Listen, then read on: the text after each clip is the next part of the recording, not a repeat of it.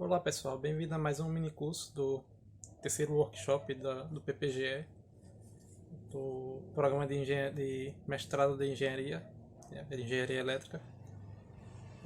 Meu nome é Diego, atualmente eu sou discente do programa e sou formado em engenharia elétrica pela UFES Acaraúbas. Bom, o mini curso que nós vamos ministrar hoje, que como vocês já sabem, é sobre inteligência artificial. Nós vamos abordar um pouco sobre elas, dizer alguns métodos e no decorrer mostrando alguns exemplos para tentar dar um norte, porque pelo tempo é muito material para a gente passar em apenas 4 horas de aula. Então, vou meio que encaminhar vocês a, a estudar um pouco sobre esse meio, que seria que hoje está, como posso dizer assim, muito vigente, principalmente em questão de automação. E não só no meio de automação, mas também o pessoal de softwares, de engenharia de software e tal, está utilizando muito meios de inteligência artificial. Eu vou começar, eu não vou utilizar minha webcam porque eu tô com um pequeno, meu computador é um pouco fraco, ele não suporta filmar os dois ao mesmo tempo.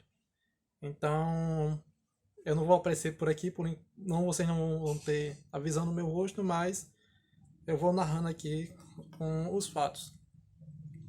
Então vamos passar para o minicurso. Bom, novamente sejam bem-vindos a mais um minicurso do terceiro workshop do PPGE. Como eu disse anteriormente, nosso tema abordado vai ser inteligência artificial. Ah, Basicamente, o que é inteligência? Em geral, no dicionário da língua portuguesa diz que inteligência é definida como sendo a faculdade de empreender, de aprender, de compreender e se adaptar. Apresenta pelo menos três acepções distintas para esses termos. Temos o termo filosófico, ah, temos o termo teológico e temos o termo da psicologia. Bom, no termo teológico diz que a inteligência é um dom divino, é que nos torna, o que nos torna semelhantes ao Criador. Já na filosofia, é o princípio abstrato que é a fonte de toda a intelectualidade, ou seja, o que somos. Já pela psicologia, seria a capacidade de resolver problemas novos com rapidez e êxito. Esse seria o termo de inteligência em si. Mas o que seria inteligência artificial?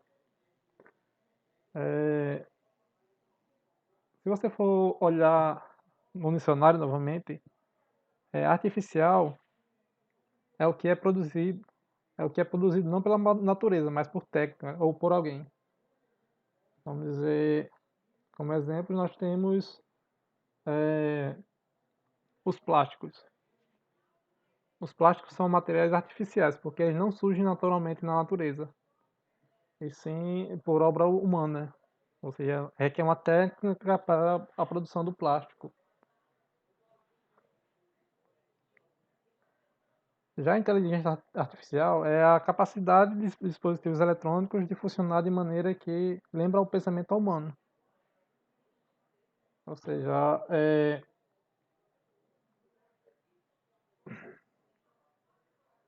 a máquina em si ela vai ter a habilidade de fazer escolhas sem que haja um operador. Aqui tem a programado para isso. Como muitos provavelmente vêm do curso de ciência e tecnologia, você vê lá no primeiro semestre lá, o famoso Portugal, onde você tem lá suas escolhas de se tal coisa acontecer, você faça isso. Isso é programação básica, ou vamos dizer, uma programação predestinada. Ou seja, é, o operador está ensinando a máquina a fazer aquilo. Ele diz como a máquina faz, como ela deve fazer. Já a inteligência artificial não. Ela, o programador ou quem escreveu o código ou o projeto em si, ele dá elementos para que a máquina possa escolher. A partir de, como vocês vão ver mais à frente, a partir de aprendizagem, que é conhecido como aprendizagem de máquina, ou de interações de genética, que é no caso de, como a gente vai ver mais para frente, que é algoritmos genéticos. O operador em si ele vai dar à máquina o rumo de como ela deve seguir para escolher tal, como é que posso dizer melhor? Escolher a melhor resposta possível para, para determinada tarefa.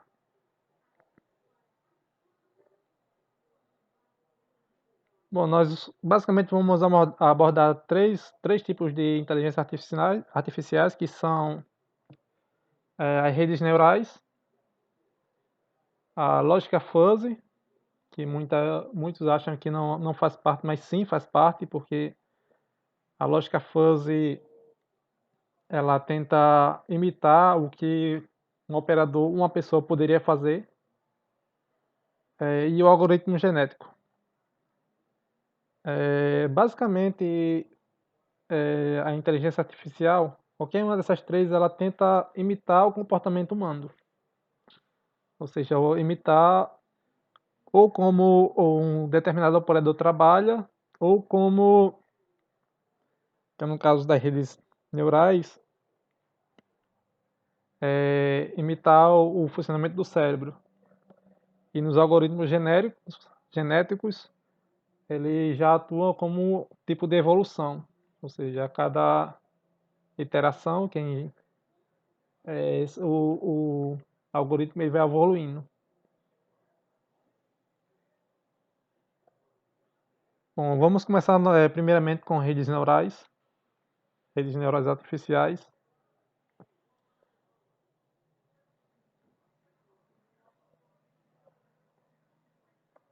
Conhecida também como linguagem de aprendizagem de máquina, porque basicamente as redes neurais elas trabalham aprendendo a como funcionar, ela tem que aprender primeiro como aquele método funciona para poder atuar nele. Por isso que se dá esse nome de aprendizado de máquina, porque nós temos meio que ensinar ao algoritmo de como ele deve reagir. As redes neurais artificiais, ela se baseia no cérebro humano. Se baseia em si na rede neural. Ah,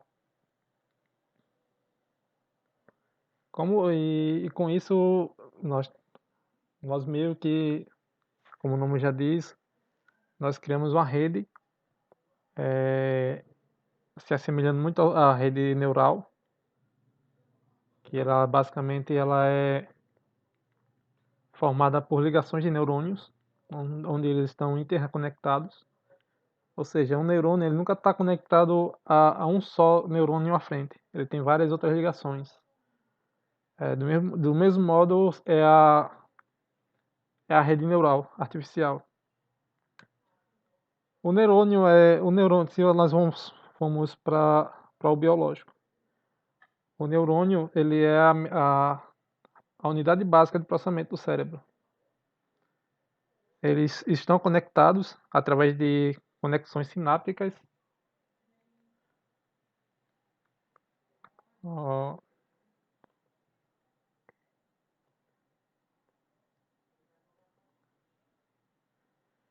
ou seja, nós temos as conexões que acontecem pelas sinapses.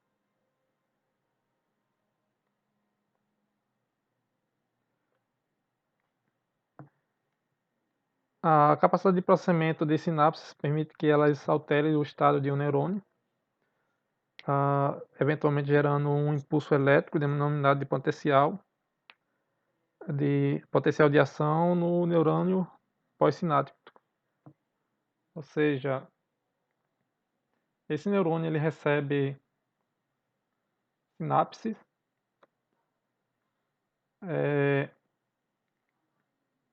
até um certo grau e outros neurônios vai recebendo, assim dizendo, dados.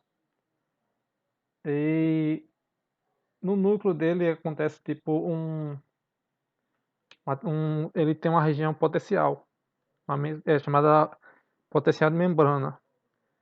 Aí quando essas sinapses acumuladas ela supera esse potencial, que é chamado de limiar de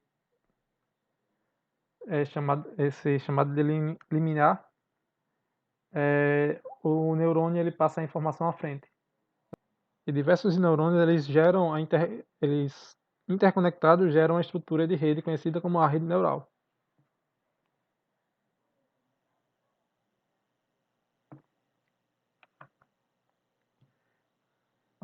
A vantagem de nós usarmos redes neurais é que ela funciona basicamente como a biológica, porque quando nós aprendemos alguma coisa, nossos neurônios, assim, o, lim- como eu disse anteriormente, o potencial de membrana ele é alterado.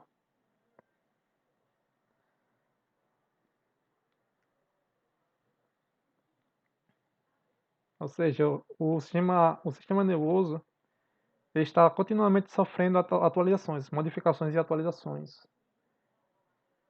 Em geral, a aprendizagem global é o resultado de alterações locais nos neurônios. Ah, e disso veio a inspiração em si das redes neurais artificiais, porque nós conseguimos gerar um looping ali, onde as redes, a cada interação, ela aprende uma coisa nova e consegue chegar a uma eficácia melhor de resultados.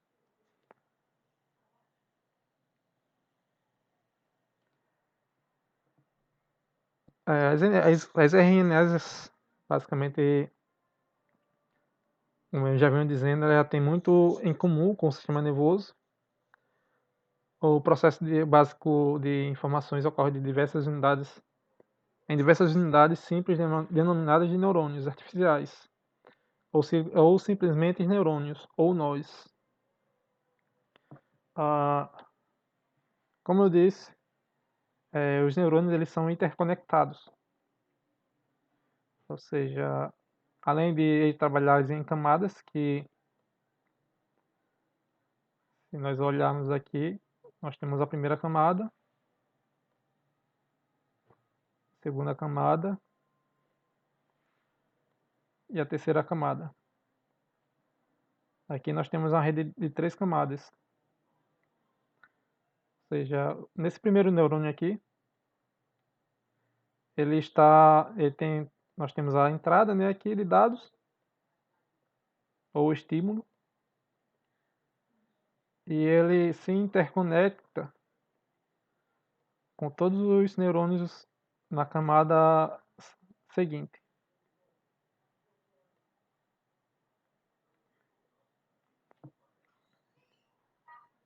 E isso se repete para os que vêm abaixo dele.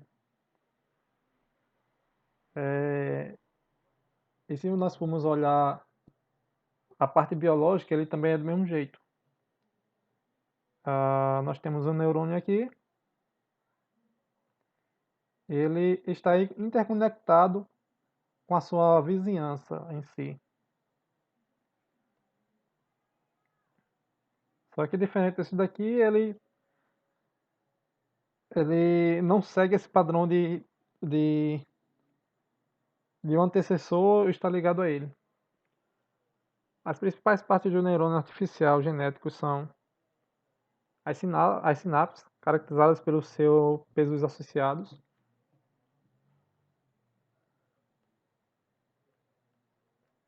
É, a junção somadora, ela irá somar todos os sinais de entrada, que é embutido por essa sinapse. O limiar BK tem o papel de aumentar ou diminuir a influência.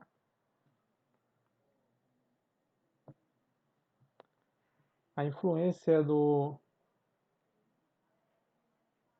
valor de entrada. Ou seja, a figura aqui está representada por esse menos delta, menos θ. A função de ativação, as funções de ativações.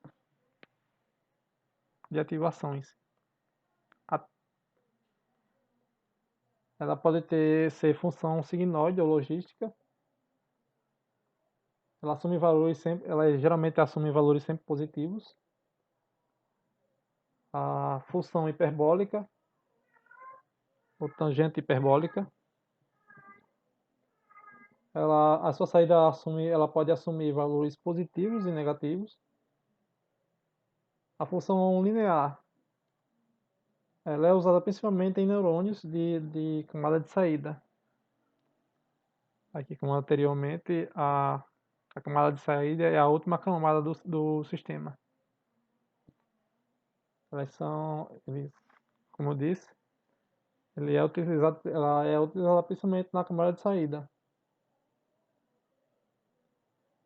Ela é utilizada basicamente para evitar o efeito de saturação das funções signoides e hiperbólica.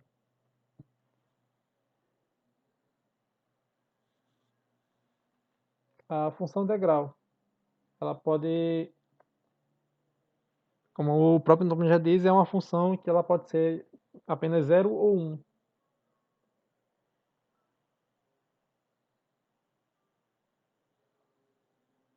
E o conhecimento é adquirido no ambiente através de um processo de aprendizagem.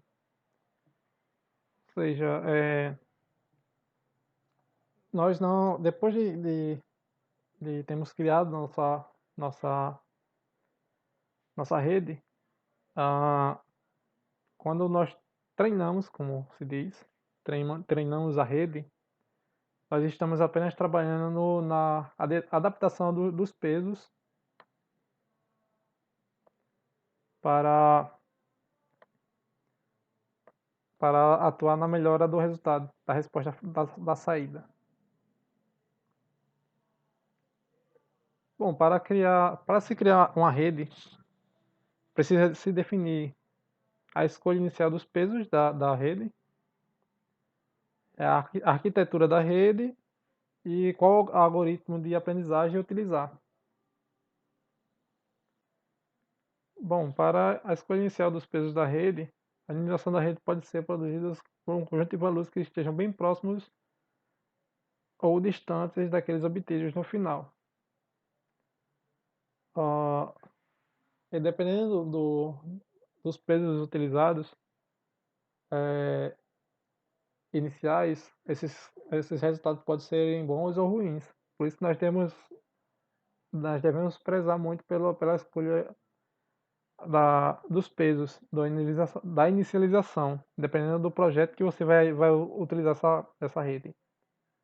Porque nós também podemos utilizar métodos de inicialização aleatória, que é o do sistema mais simples, ou seja, você vai escolher números aleatórios e rodar seu sistema. E com as iterações em si, eles vão se adaptando.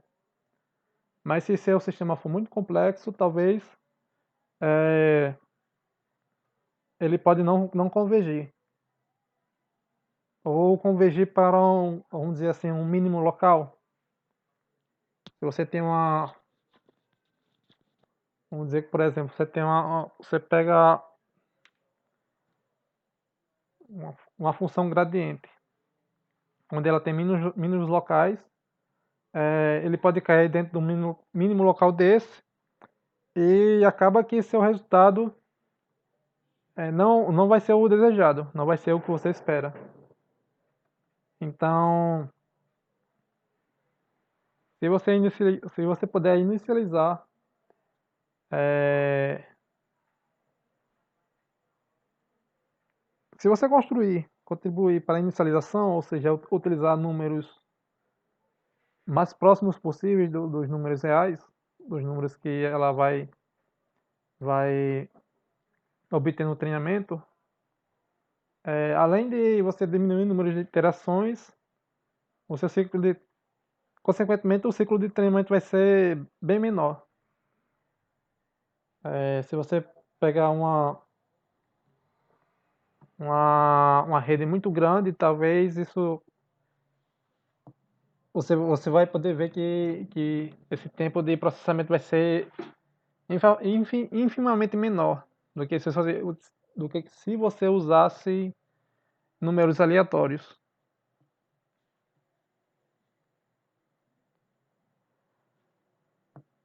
A arquitetura da RNA. Ela utiliza arquiteturas padronizadas.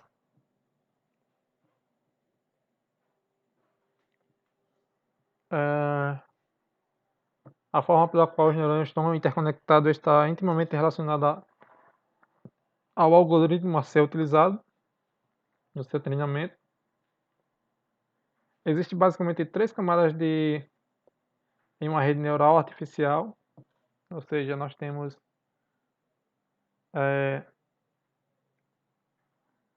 a camada de entrada,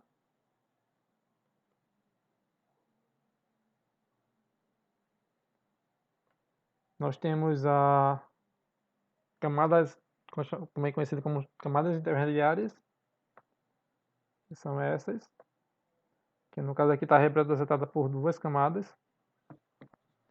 Ela pode ser uma ou mais camadas, sendo, e por final, a camada de saída, que é a última camada do sistema.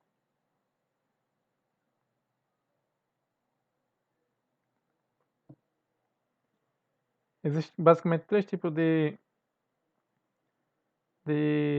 principais de arquitetura.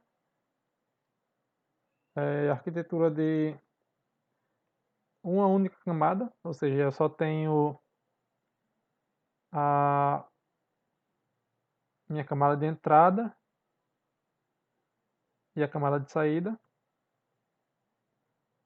Eu tenho a rede de múltiplas camadas, que é representada por essa, porque ela tem camadas intermediárias, e redes recorrentes. Basicamente, eu estou nas redes recorrentes, eu vou realimentar a minha entrada pela saída. Ou seja, eu vou ter uma realimentação, por isso que se chama recorrente, porque eu reutilizo a saída na entrada. Aqui mais exemplificado, as redes de uma única camada, ela tem basicamente a camada de entrada e a camada de saída, sendo que geralmente os neurônios de entrada também são neurônios lineares. A, a de múltiplas camadas, que hoje em dia é a mais utilizada, é considerada um aproximador universal. Ela pode, ela pode fornecer resposta para sistemas não lineares. Ela tem uma boa robustez.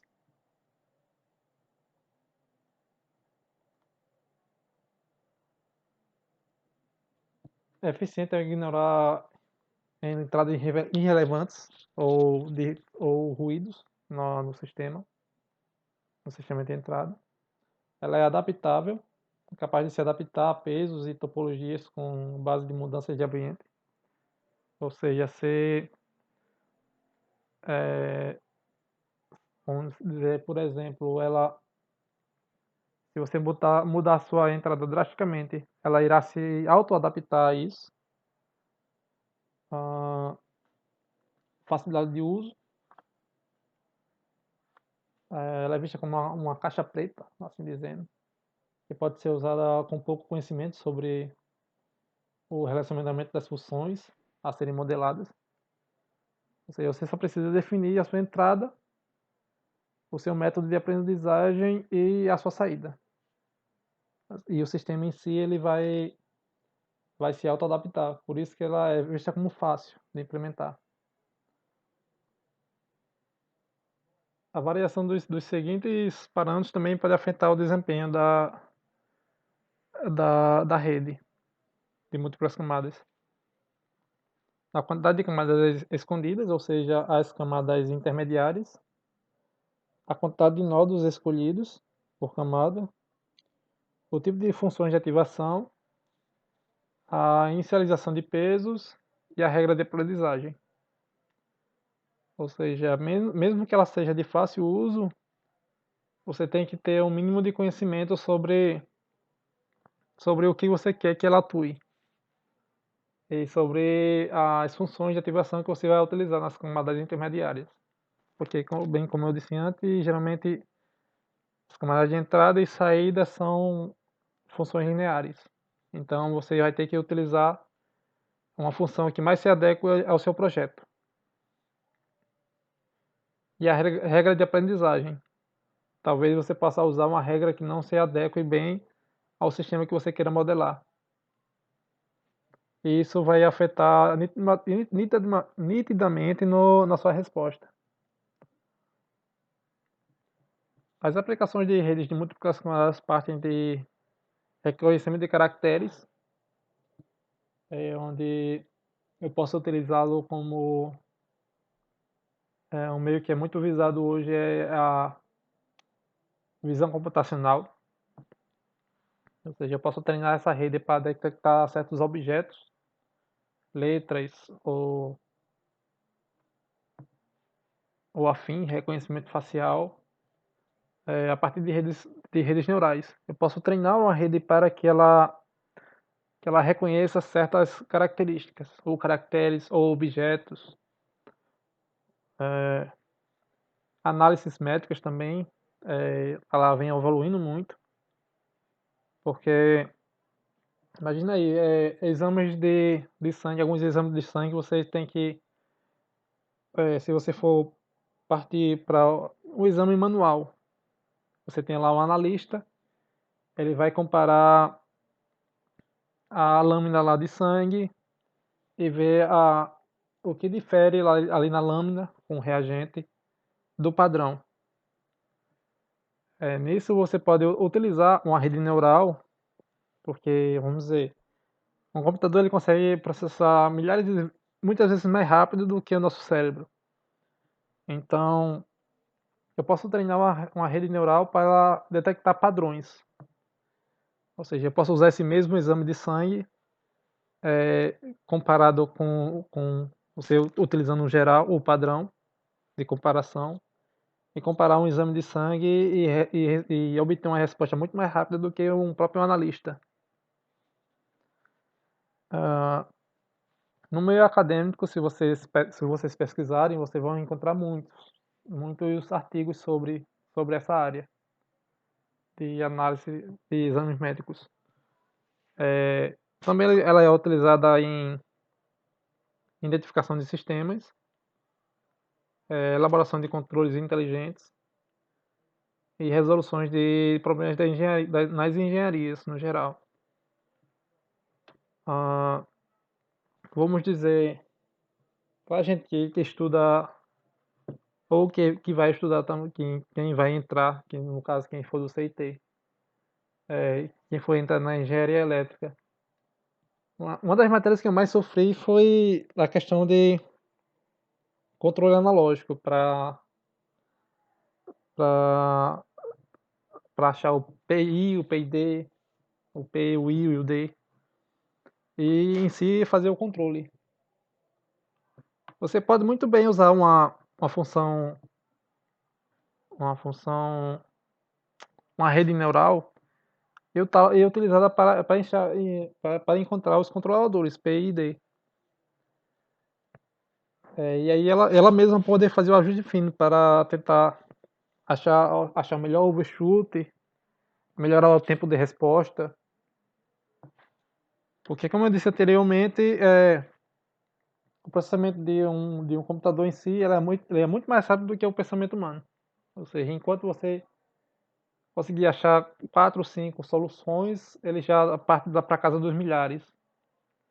Então, o ajuste fino para controles PID também é muito utilizado por redes neurais artificiais. Você pode se utilizar delas. Bom, e as redes recorrentes, também conhecidas como redes de memórias, redes com memória.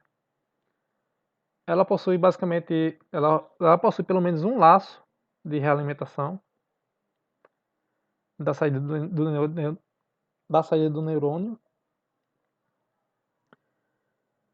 Responde a estímulos dinamicamente. A realização é feita usando, também ela é utilizado um atraso de Z-1. E na verdade existem vários tipos de redes diferentes, mas eu trouxe essas três como exemplos. A rede de Hellman, que é essa primeira rede, onde nós temos a entrada aqui embaixo, né? Nós temos a primeira camada e a saída. Aqui, diferentemente, a realimentação é feita a partir da primeira camada. Aí nós temos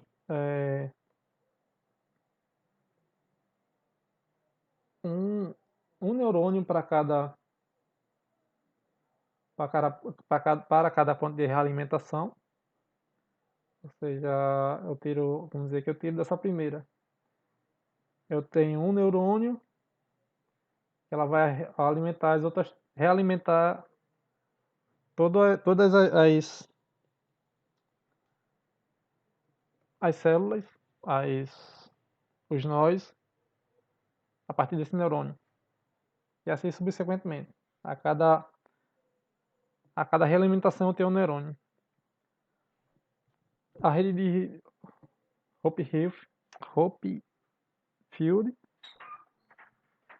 eu tenho uma saída. Essa saída é alimentada para todas. Seria essa segunda. E a terceira rede seria a rede de Jordan,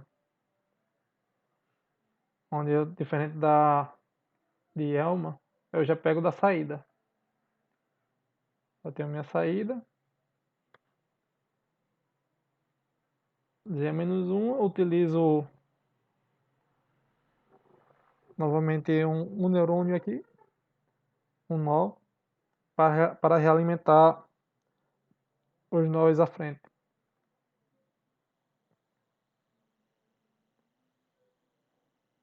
Bom, o algoritmo de aprendizagem de rede.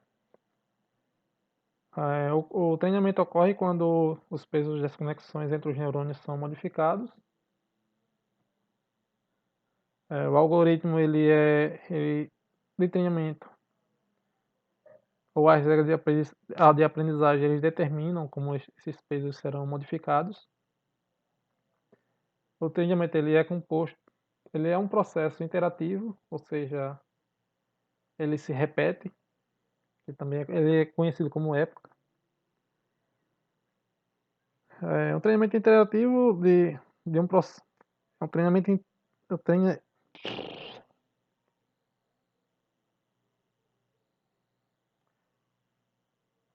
O algoritmo de aprendizagem de rede.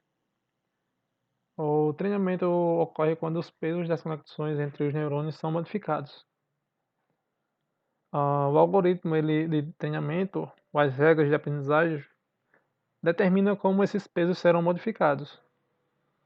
O treinamento é um processo iterativo, realizado sobre o mesmo conjunto de entrada. Ou seja, É um treinamento repetitivo. As regras de aprendizados modificam os pesos gradativamente a cada época.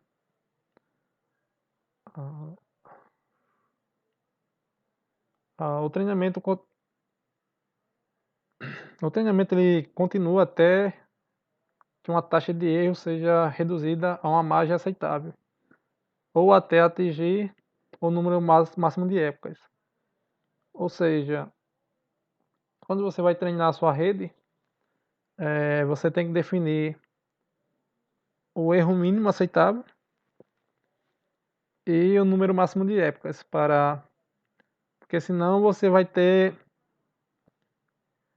pode ter um treinamento que seu sistema não convija. Então ele vai tender ao infinito. Então nós temos que programar essas paradas. Ah, por quantidade máxima de iterações ou erro mínimo.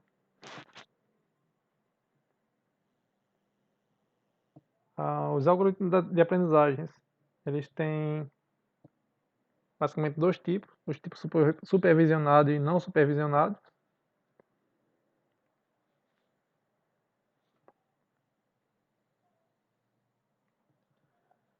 O algoritmo de aprendizagem de rede.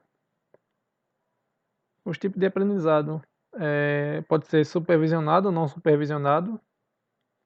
Também existem outros tipos, mas eles estão dentro desse supervisionado ou não supervisionado, que é o por reforço, ou seja, você tem um treinamento e acha que não, assim dizendo, que não está bem adequado a resposta dele, você pode treinar novamente.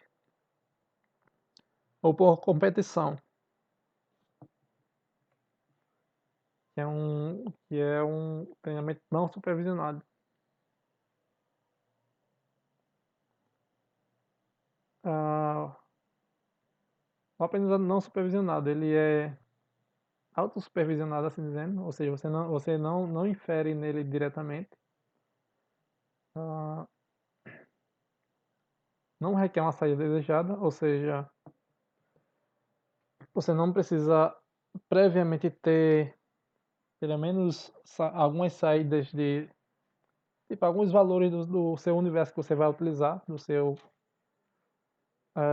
para treinar a rede. São utilizados apenas os valores de entrada. A rede recebe, a rede basicamente ela recebe a entrada, se auto-organiza usando seus próprios critérios. É, geralmente ele é muito usado em classificações de padrões e o processo de treinamento de uma rede, esse tipo de processo, ele pode ser longo e pode ser até e se pode levar, dependendo do sistema que você está criando, levar horas para convergir.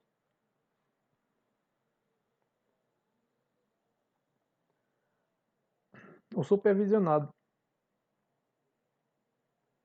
A, a entrada e saída de rede são fornecidas por um supervisor. Ou seja, eu tenho que ter pelo menos algumas saídas para que eu possa comparar as entradas que eu estou usando com a saída. E com isso eu poder calcular esse erro e realimentar o meu sistema, minha rede.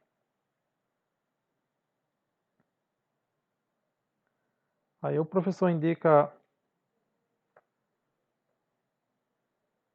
esse termo professor é o termo que nós usamos para o ensinamento da rede. Ou seja, não é que tenha uma pessoa em si ali ensinando, mas é o método de ensinar. Aí se adotado nos livros como professor. Ele indica que se o comportamento da rede está bom ou ruim. A diferença de entrada e da saída atual desejada consiste no erro, que eu falei anteriormente. Na ausência do professor, a rede não aprende novas estratégias. E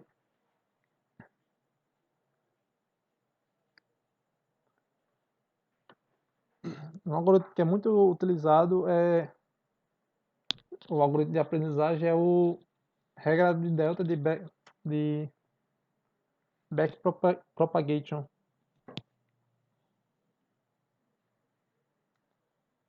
Ou seja, eu crio uma rede com realimentação. Ou seja, eu tenho entrada, saída, e o resultado dessa saída eu volto novamente para a entrada. Por isso que é chamada de backpropagation, porque nós estamos reutilizando a saída. A partir do erro do somador aqui, que é dado pelo professor e a saída da rede.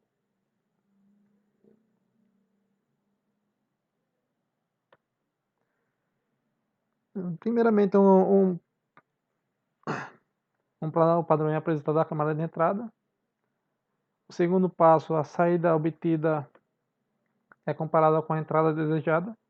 Ou seja, por isso que nós temos que ter previamente dados da saída para poder fazer essa comparação. E a retropropagação, basicamente, ela irá reajustar os pesos, baseado a partir desse critério de erro.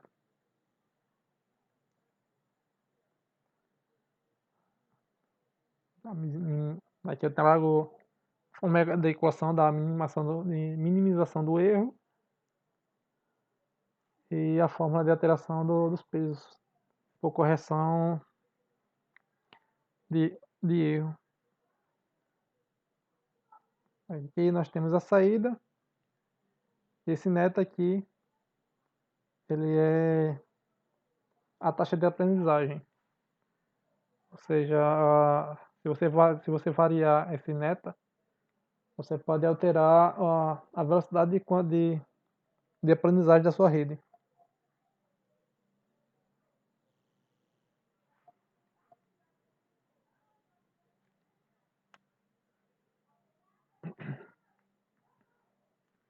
Bom, os critérios de parada do processo pode ser de minimização de erro, número fixo de iteração ou a variação do erro quadrático.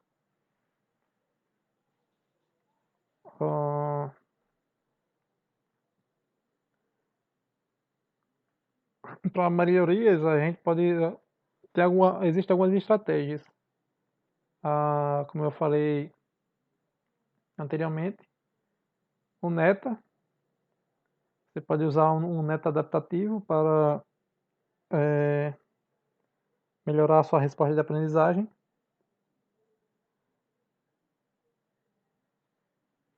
Reduzir o Neta pode decorrer. Você pode estar variando o Neta na aprendizagem do sistema. E ele em si pode, como é demonstrado aqui, ele pode convergir mais rápido. Ou seja, meio que você dá um caminho mais prático para a sua rede.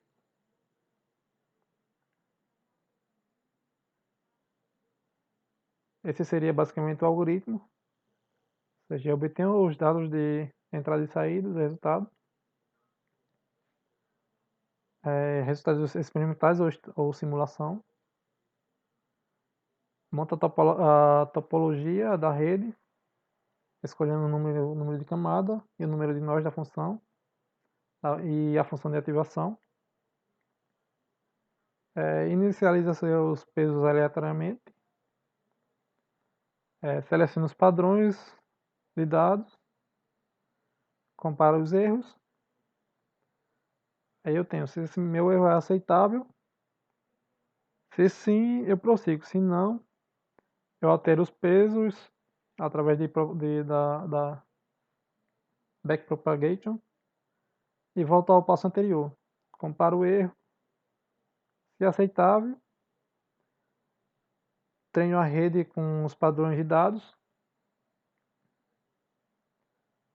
diferentes que foi estipulado e o teste de desempenho. Aí, realmente, novamente, eu testo o erro se o erro é aceitável, se não, eu posso alterar a topologia da rede, inicio novamente, reinicio novamente os pesos, porque eu não posso utilizar os anteriores, porque eu vou estar com uma nova topologia. Seleciono os padrões de entrada, comparo, treino, se é aceitável, utilizo os pesos e obtenho a rede neural pronta para utilização. Bom, a partir daqui eu vou demonstrar alguns exemplos no MATLAB. Basicamente há dois modelos, dois tipos de como. Na verdade existem três, porque você também pode se utilizar do Simulink. Mas aqui eu vou apresentar apenas utilizando no MATLAB mesmo. Uma ferramenta chamada Neural Network, que o MATLAB disponibiliza. Bom, para começo, nós temos um exemplo de calcular uma função seno utilizando RNA.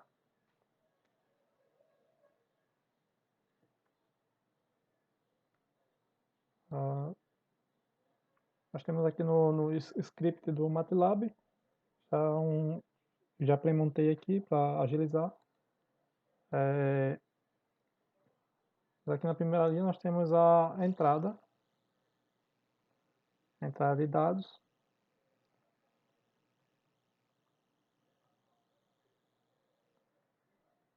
Na segunda linha nós temos os dados de saída e para testarmos e validarmos a rede.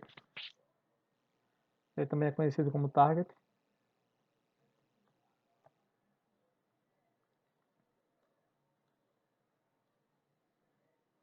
Essa primeira função aqui, net feed forward net, ela cria a rede neural. No caso aqui, esses termos definem. Os termos desse vetor definem, primeiramente,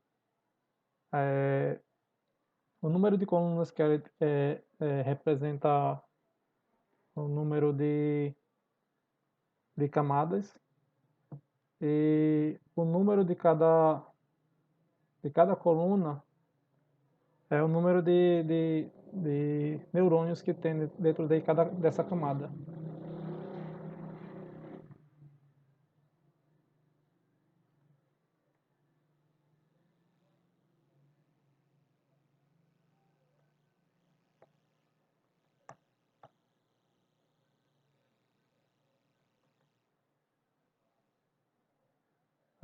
Aqui esse comando ele configura a rede, ou seja, ele atribui os valores para configuração com, a rede que já criamos nesse primeiro tópico e acrescentamos as entradas e o target. Esse vir net ele apenas mostra o esquemático da rede. Aí temos o tipo de treino.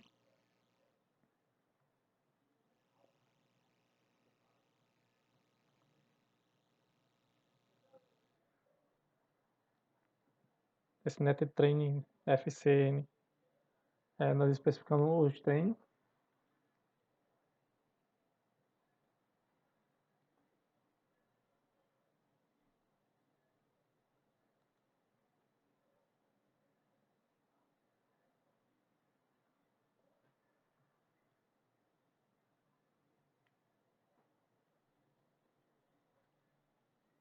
Esse net layer Ele define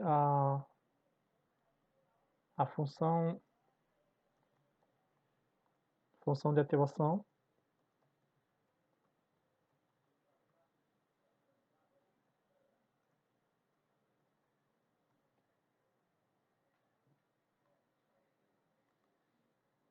Esse comando ativa o treino.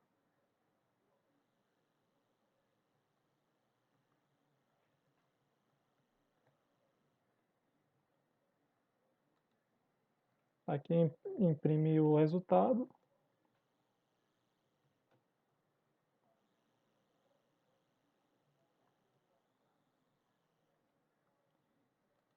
E apenas um gráfico aqui para vermos a comparação entre usando os dados de entrada e target e comparando com os resultados.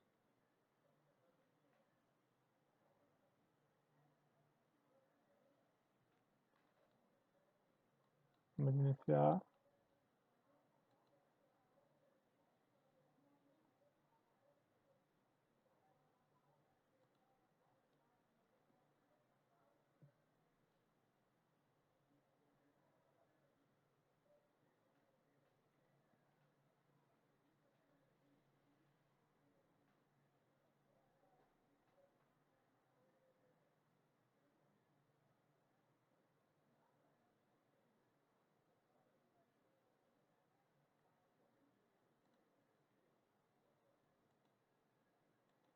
No primeiro aqui nós temos o review da rede. Ou seja, eu tenho a rede com 3 camadas, né? Porque naquele comando ele desconsidera a primeira, porque a última, que seria a camada de saída, só considera as intermediárias. Ou seja, eu tenho na primeira camada intermediária três neurônios, na segunda 5.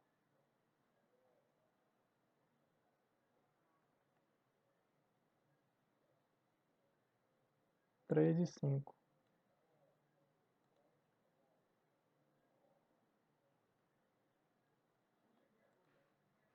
Aqui é uma ferramenta de treino, onde nós podemos ver aqui pelo que o sistema convergiu, ou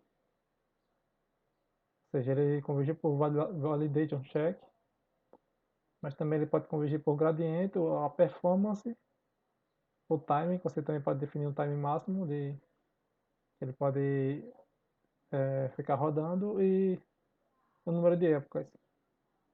Quando você não define o número de épocas no código, ele automaticamente seta em 1000.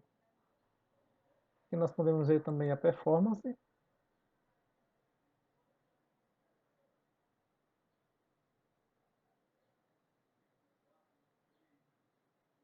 a,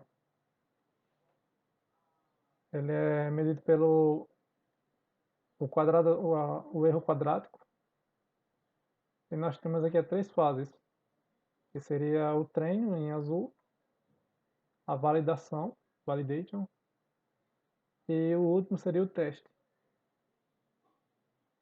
No caso aqui, quem convergiu foi a validação. Na validação ocorreu a, a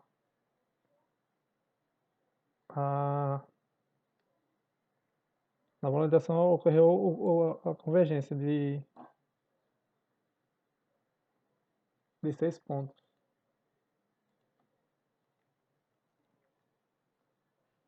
Aqui nós temos o treino de performance, né? No, no outro nós podemos checar o status do treino. Podemos ver o gradiente também aqui convergindo. E o valor de falhas aqui.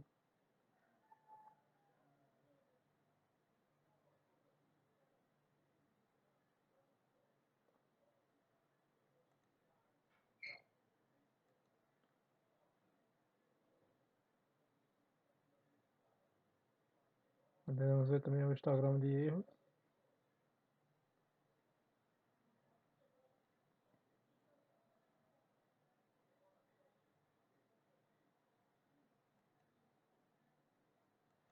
é a regressão.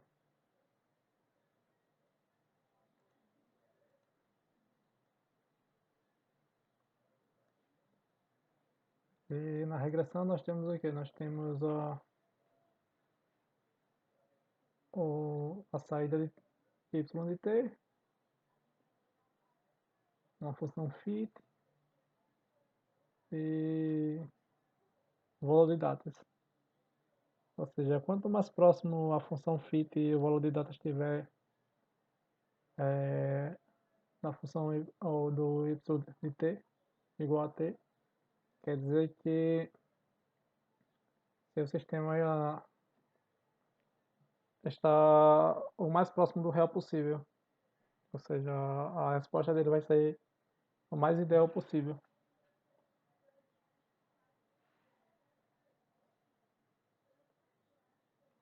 Só para comparação, nós vamos pegar o gráfico gerado.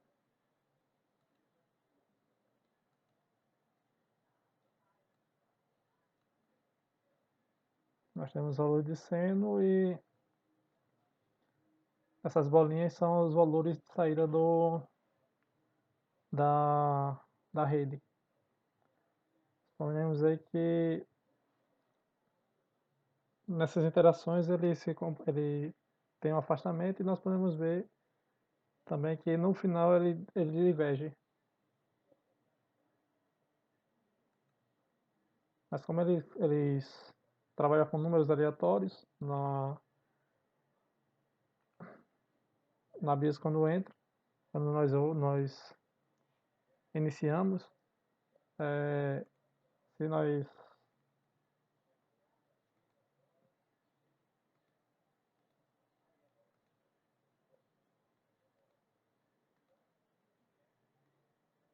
simularmos novamente,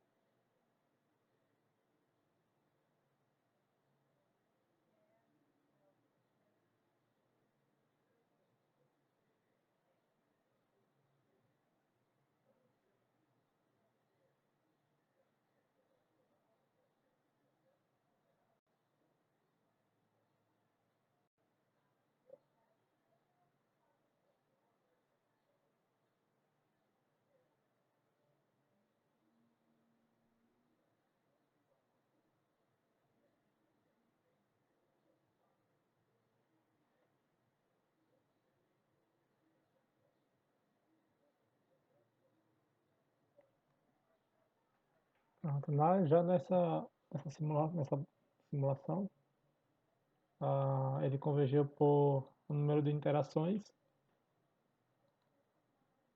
Vamos olhar a performance.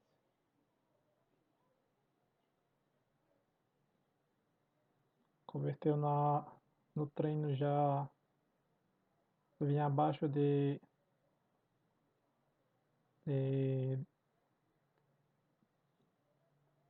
do erro quadrado. E na validação converteu nos 1000. E no teste ficou muito próximo o erro quadrático também.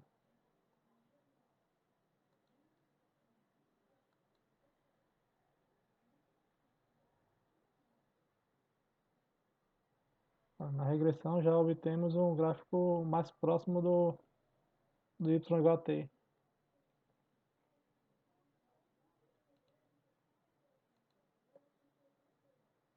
O gráfico já, as bolinhas já seguem mais o gráfico.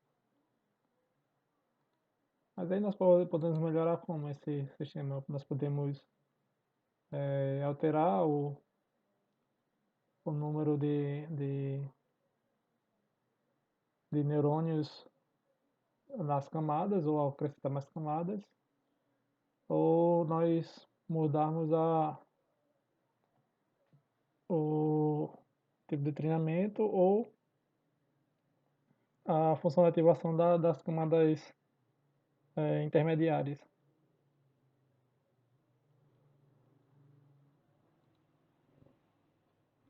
Tanto jeito que a gente pode simular redes neurais é utilizando a ferramenta NNTools.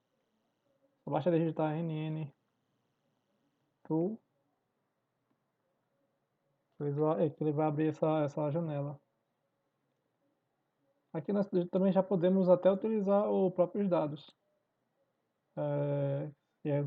Se eu quiser usar essa ferramenta aqui de comando para criar tabelas de dados, ou criar um script só com os dados, também dá certo. Mas vamos aproveitar aqui então, os dados já dessa simulação anterior. Eu tenho aqui o T e o X. Temos aqui em import. Aí nós podemos ou carregar de um diretório em algum canto que você já tenha salvo. Ou senão nós podemos importar do Workspace. Aqui eu vou importar primeiramente os valores de entrada, o X. Só vem aqui e apertar importar. Importar também o target. Se eu quisesse também importar as configurações da network, também eu poderia vir aqui e importar ela. Mas eu vou criar passo a passo dela aqui. Então já temos o input, o target, falta o network. Aqui eu venho agora em new, network. Vou clicar aqui para net. Nós temos aqui o tipo de network que nós queremos, que vamos utilizar, então vamos utilizar essa padrão aqui. Input data, target data, o tipo de treino, nós vamos usar o mesmo.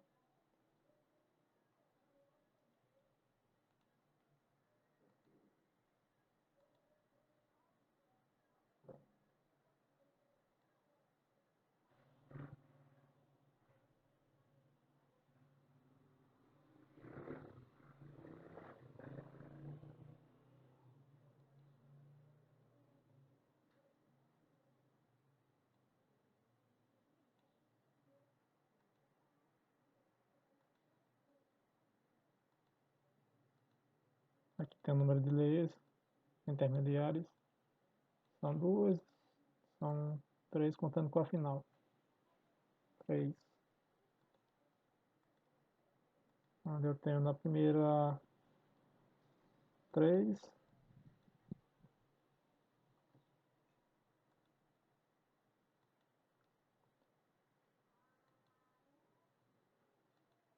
Na camada na segunda tenho 5.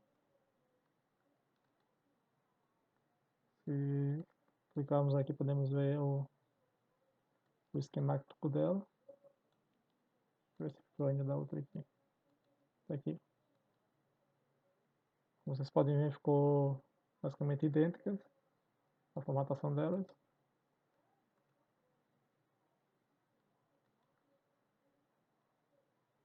Aqui é data, se vocês quiserem adicionar datas aqui, target, você pode adicionar diretamente por aqui. Aí não vem ao caso que a gente já carregou. Só vem agora create. Já foi criada.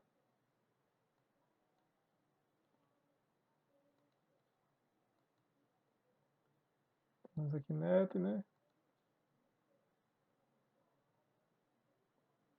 Dando dois cliques nela e temos as configurações dela. Aqui nós podemos treiná-la.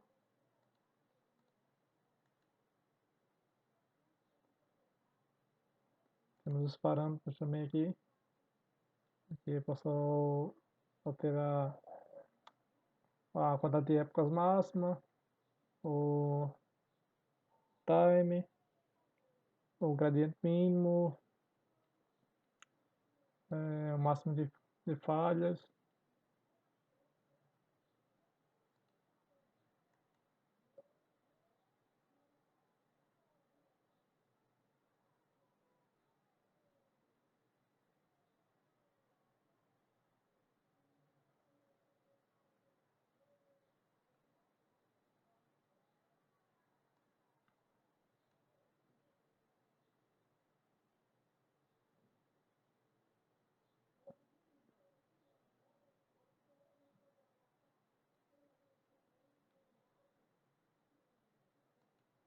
Já simulou.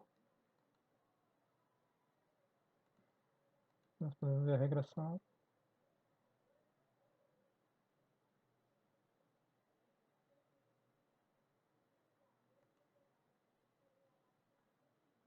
Aqui para podermos ver os dados, nós podemos vir em exportar, em Network Output, exportar. Então ela vem para o Workspace. Isso aqui.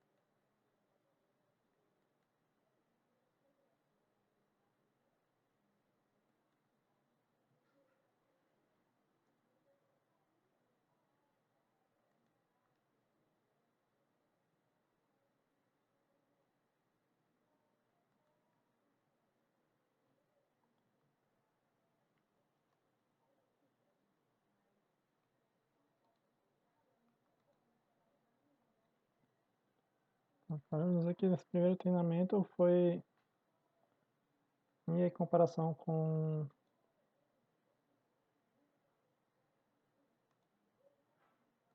a regressão.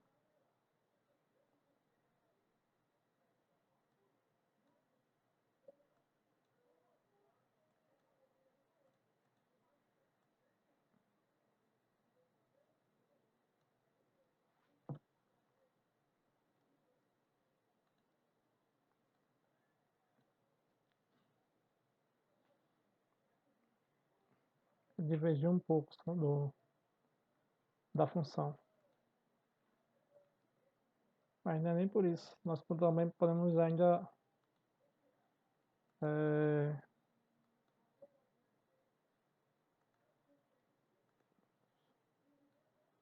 melhorar a função, ou treinando mais vezes. Vem aqui novamente, treino.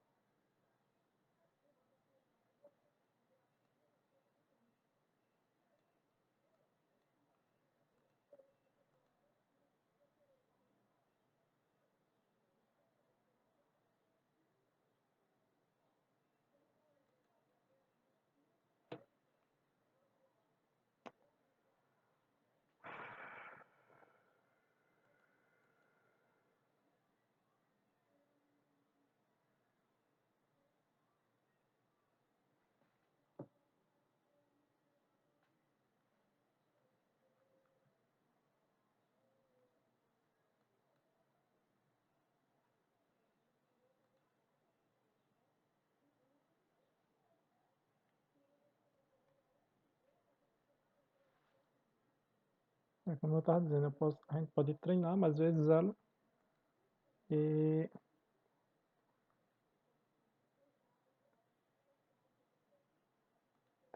esperar que ela tenha uma performance melhor.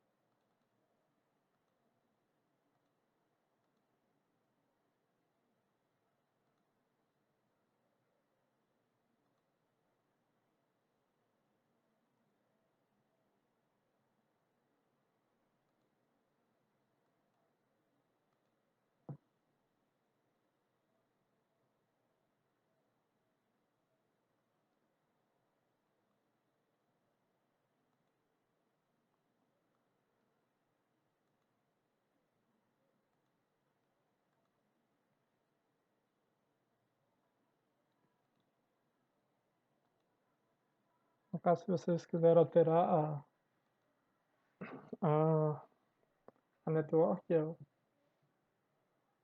não é possível editar ela. Tem que deletar e criar uma nova.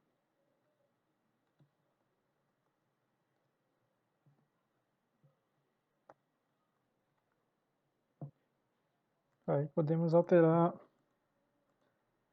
o tipo de treino, a, a função de ativação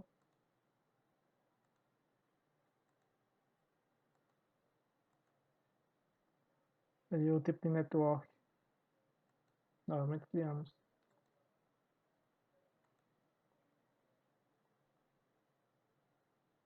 Esses outputs e erro data da versão anterior. Esses daqui só são atualizados quando você simula ou treina a sua rede.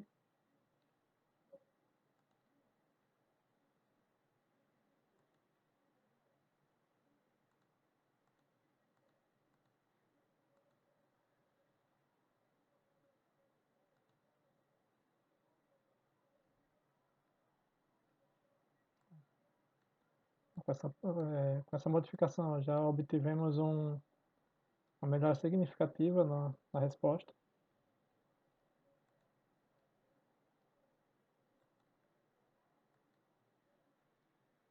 Vamos ver como é que seria a saída.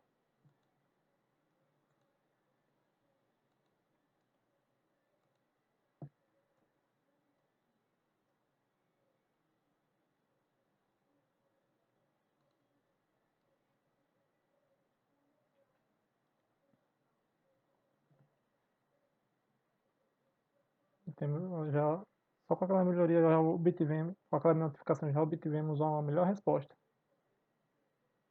Como eu vinha dizendo na parte teórica, é, você tem que conhecer um pouco sobre de como vai se comportar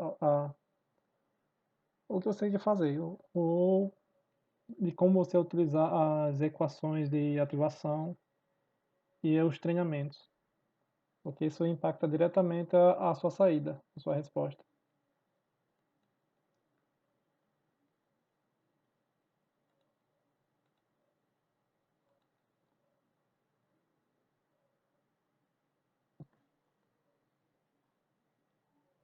Tem mais um exemplo aqui,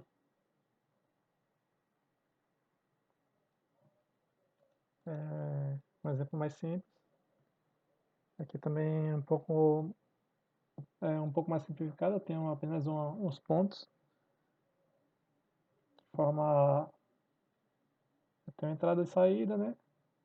Ponto de entrada e ponto de saída. Normalmente aqui eu criei de uma forma diferente a network. Aqui eu defino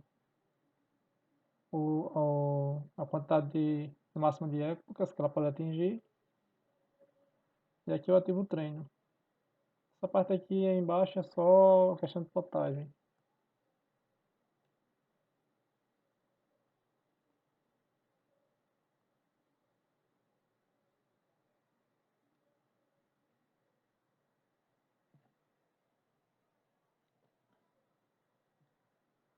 Aqui, se nós formos olharmos a regressão dela, ela é praticamente perfeita.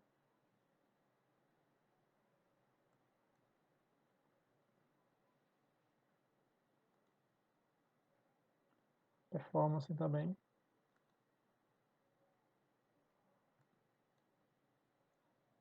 Mas também, tipo, se um exemplo muito bom é, se vocês, vou botar aqui apenas é, dois neurônios na camada intermediária.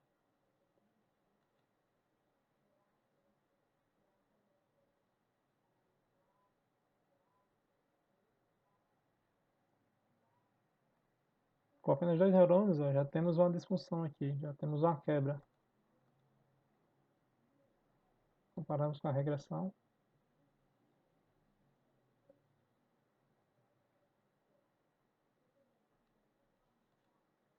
Então, também, dependendo do número de neurônios, pode impactar diretamente também a sua resposta. Ou no tempo de resposta. Tipo, se eu exagerar, botar muitos neurônios, também pode afetar eh, a minha rede, porque nesse caso aqui não, porque o sistema é um sistema pequeno. Não tem muitos, os cálculos não são muito pesados. Mas se você utilizar um sistema mais robusto, mais pesado, seu tempo de simulação, de treinamento, pode aumentar muito. E com isso você perde muito tempo apenas na simulação, só, apenas no treinamento. Então vocês devem se atentar à questão também da quantidade de neurônios que você usa, a quantidade de neurônios e camadas. De preferência sempre o menor possível, com a melhor resposta possível.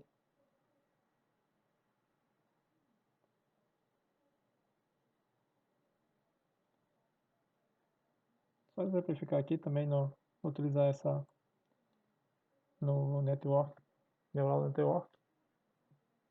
Vamos alterar os dados aqui. Vocês podem vir aqui direto e apagar, ou também poderia ir lá e importar. Você tem um T, T,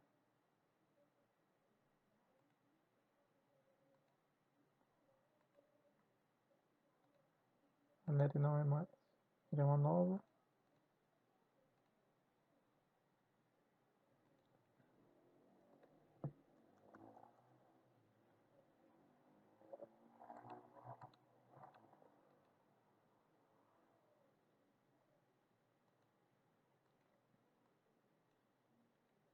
Caso aqui só vamos usar uma a mais, uma camada a mais. Não duas. Se deixar só uma, fica só a última camada. No, tem 10.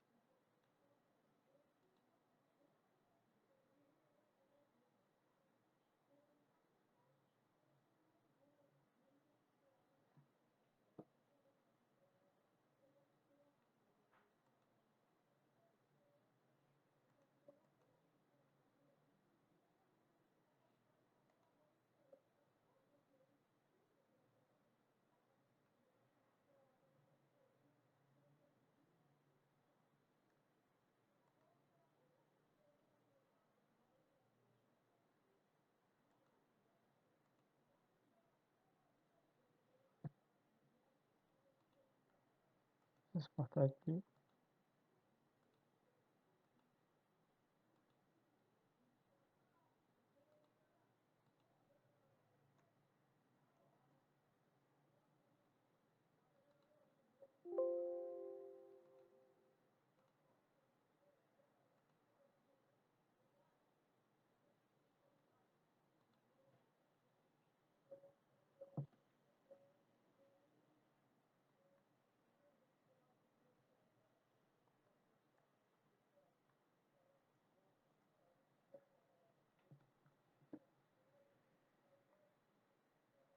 Bem aproximada da outra.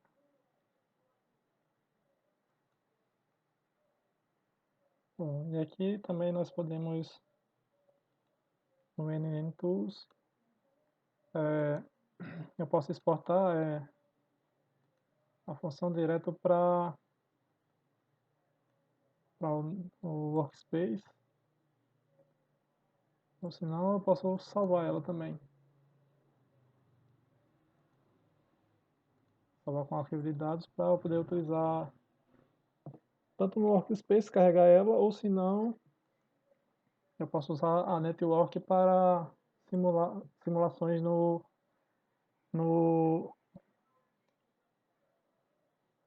Simulink.